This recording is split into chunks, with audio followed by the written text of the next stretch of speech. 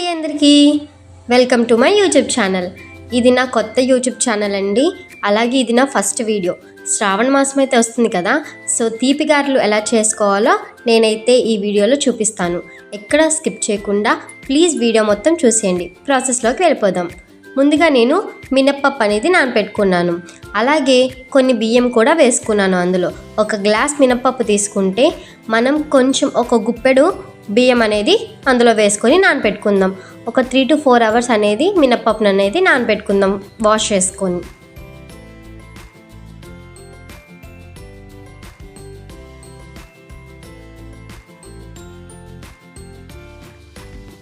So మినప్పప్పు అయితే ఒక 4 అవర్స్ నానపెట్టుకున్నాక బాగా నానిపోయి ఉండిద్దండి. దాన్ని 1, 2, 3 సార్లు మంచిగా వాష్ చేసుకోండి, ఎందుకంటే దానిలో ఉన్న మురికి మొత్తం పోతుంది. సో ఆ మొత్తం వాష్ చేసుకున్నాక లాస్ట్లో కొన్ని మంచినీళ్ళు పోసుకొని ఆ వాటర్ కూడా వంపేసిన తర్వాత దాన్ని పక్కన పెట్టుకోండి. తర్వాత ఏం చేస్తారంటే ఒక స్ట్రైనర్ లాంటిది ఉంటుంది కదా, ఆ స్ట్రైనర్లో ఈ పప్పు అనేది వేసేయండి, ఎందుకంటే ఏమన్నా ఎక్స్ట్రా వాటర్ ఉంటే ఆ వాటర్ కూడా వెళ్ళిపోతాయి. సో మొత్తం కూడా ఆ స్ట్రైనర్లో వేసి ఒక 5 minutes అనేది పక్కనైతే పెట్టండి. వాటర్ అన్నీ కూడా పోయిన తర్వాత అప్పుడు మనం మిక్సీకి వేసుకుందాం.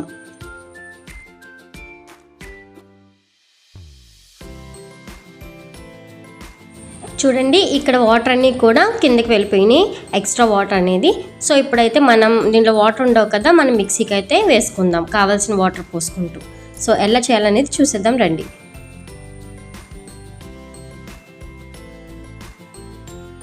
ముందుగా మనం మిక్సీ తీసుకొని బౌల్లో కొంచెం కొంచెంగా పప్పు అనేది వేసుకోవాలి. మొత్తం ఒకేసారి వేయకండి, ఓవర్లోడ్ అయిపోయి మిక్సీ అనేది ఆగిపోయే ప్రమాదం ఉంటుంది. కాబట్టి కొంచెం కొంచెం వేసుకొని మంచిగా గ్రైండ్ చేసుకుందాం. నేనైతే ఇక్కడ చూడండి కొంచెం తీసుకుంటున్నాను. అలాగే కొన్ని వాటర్ మాత్రమే వేసుకోవాలి. ఎక్కువ వాటర్ వేసుకుంటే మనకి గారె అనేది రాదు. అలాగే మనకి ఎక్కువ ఒకవేళ వచ్చినా కూడా ఆయిల్ అనేది ఎక్కువ పీలుస్తుంది. సో నేను ఇక్కడ కొన్ని వాటర్ మాత్రమే వేసి మిక్సీ అయితే చేస్తున్నాను.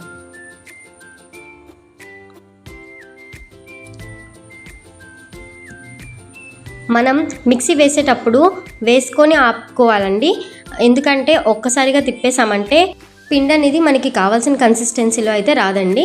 సో కొంచెం బరకగా ఉండాలి, మొత్తం స్మూత్గా ఉండాల్సిన అవసరం అయితే లేదు.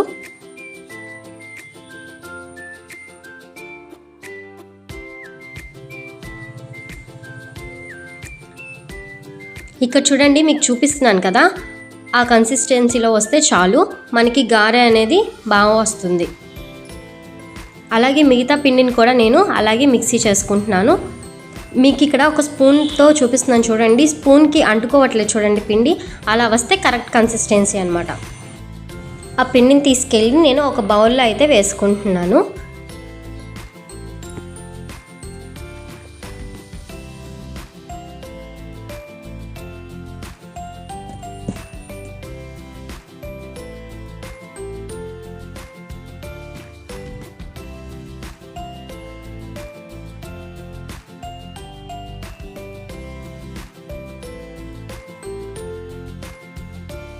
మిగిలిన పప్పు కూడా అలాగే కొన్ని వాటర్ పోసుకొని మిక్సీ అయితే పట్టుకోండి.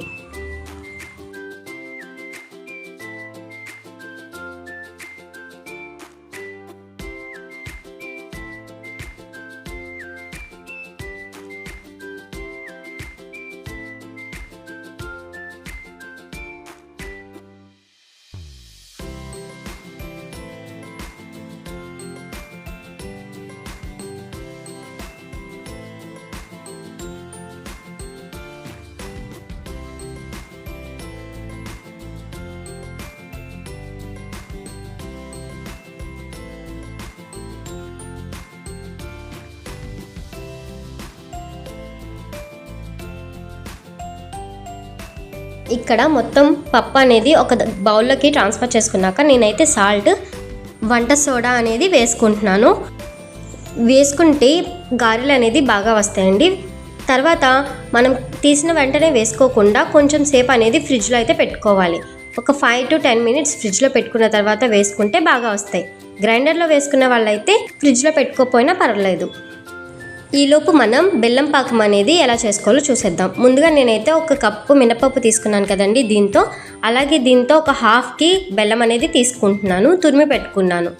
మనం ఈ బెల్లాన్ని కరగపెట్టుకోవాలన్నమాట. ముందుగా తురిమాం కదండి, ఆ తురిమింది ఒక ప్యాన్లో వేసుకొని కొన్ని వాటర్ అనేది పోసుకొని మనం మరగపెట్టుకుందాం.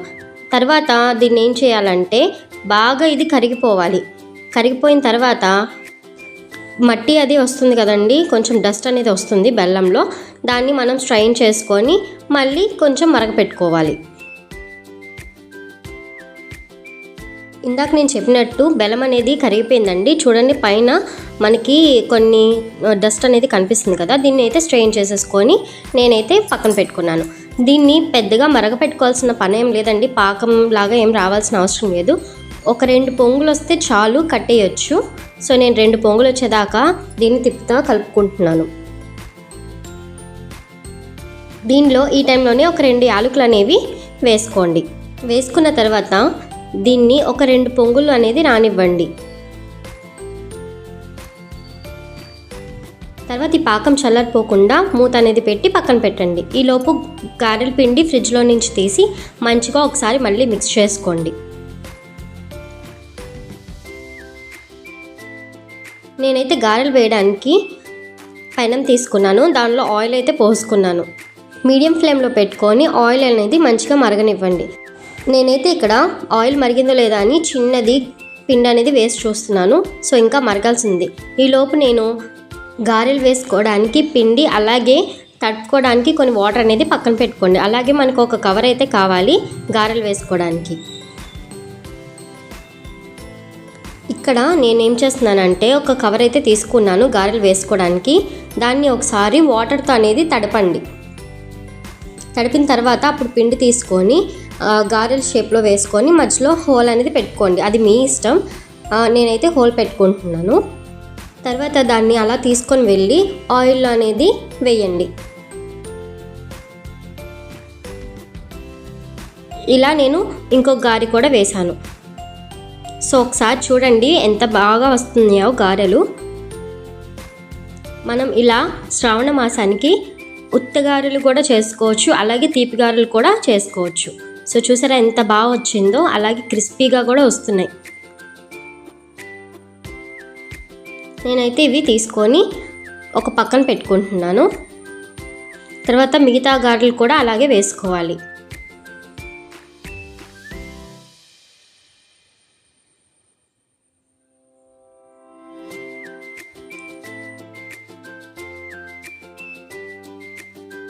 ఇలా మీరు ఎన్ని గారెలు కావాలంటే అన్ని గారెలు వేసుకోవచ్చు.